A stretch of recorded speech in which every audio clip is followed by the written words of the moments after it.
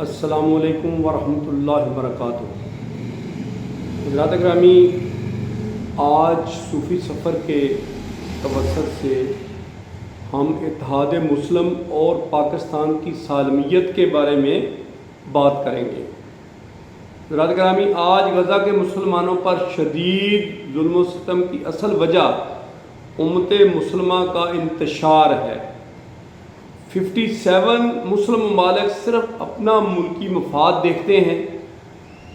پاکستان کا ابراہیم کارڈ کا حصہ بننا یعنی اسرائیل کو تسلیم کرنا ملکی سالمیت کا سودا کرنے کے مترادف ہوگا۔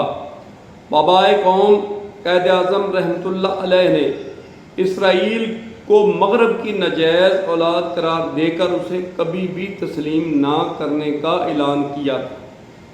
امت مسلمہ کا آپس میں اتفاق اور اتحاد اور ملکی مفاد کی بجائے پوری امت مسلمہ کی فکر کرنا آج کے دور کی اہم ضرورت ہے۔ یہ اتحاد نہ صرف پوری امت مسلمہ بلکہ پاکستان کی سالمیت، خوشحالی اور استحکام کا بھی ضامن ہے۔ 100 سال پہلے 1924 تک آپس میں جھگڑوں کے باوجود اتحاد کی ایک علامت خلافت عثمانیہ کے نام سے قائم تھی، لیکن اس کے خاتمے پر مسلمان مختلف فرقوں، علاقوں، قوموں اور ذاتوں میں بٹ گئے۔ تو شاعر مشرق علامہ اقبال نے کہا، فرقہ بندی ہے کہیں اور کہیں ذاتیں ہیں، کیا زمانے میں پنپنے کی یہی باتیں ہیں؟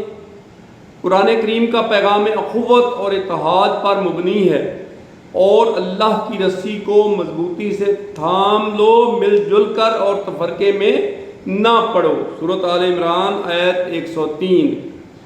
آج بھی امت مسلمہ کے لیے زوال سے نکل کر دوبارہ عروج حاصل کرنے کا ایک ہی راستہ ہے کہ تمام مسلم اقوام آپس کے تمام اختلافات بھلا کر اللہ تعالیٰ کی مضبوط رسی یعنی قرآن مجید کی بنیاد پر جمع ہو جائیں اور صاحب قرآن یعنی نبی پاک صلی اللہ علیہ وسلم کے اسوہ اور مشن کو تھام لیں۔ حدیث نبوی صلی اللہ علیہ وسلم کے مطابق آنے والا دور دین اسلام کے غلبے کا دور ہے، اور انشاءاللہ اس غلبے کا نقطہ آغاز جامعہ ترمذی کی ایک حدیث مبارکہ میں بیان کردہ خراسان کے علاقے سے ہوگا، جس میں پاکستان بھی شامل ہے۔ گزشتہ صدی میں اکثر مسلم ممالک مختلف قومیتوں کی بنیاد پر آزاد ہو کر دنیا کے نقشے پر ظاہر ہوئے، جبکہ مملکت خداداد پاکستان دنیا کے نقشے پر واحد ریاست ہے جو پاکستان کا مطلب کیا لا الہ الا اللہ کی بنیاد پر قائم ہوئی۔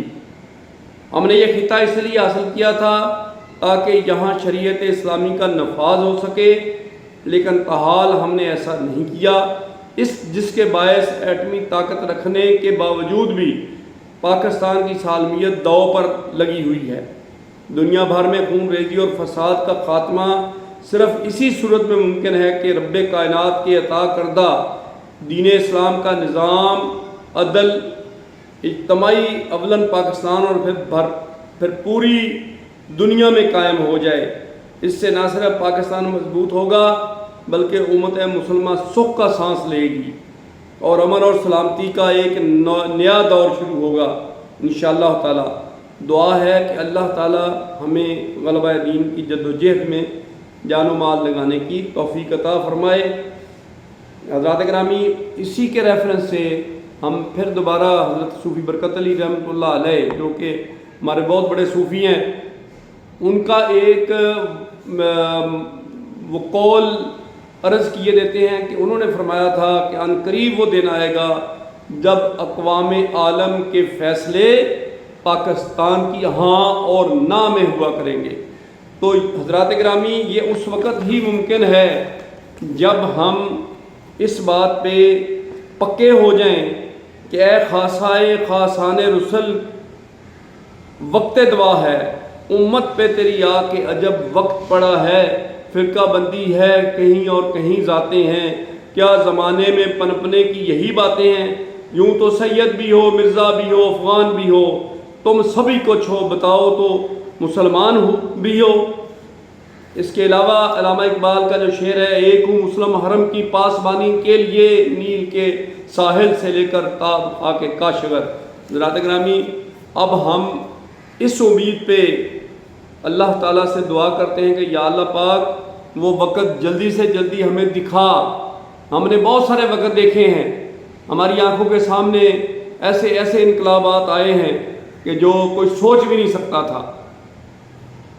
تو ہم اللہ تعالیٰ سے دعا کرتے ہیں کہ یا اللہ ہمیں یہ بھی دکھا کہ نبی پاک صلی اللہ علیہ وسلم کے فرمان کے مطابق اسلام کا غلبہ ہو، اور حضرت صوفی برکت علی رحمۃ اللہ علیہ کے فرمان کے مطابق اقوام عالم کے فیصلے جو ہیں وہ پاکستان میں بیٹھ کے ہوا کریں۔ آمین ثم آمین، وآخر دعوانا الحمد للہ رب العالمین۔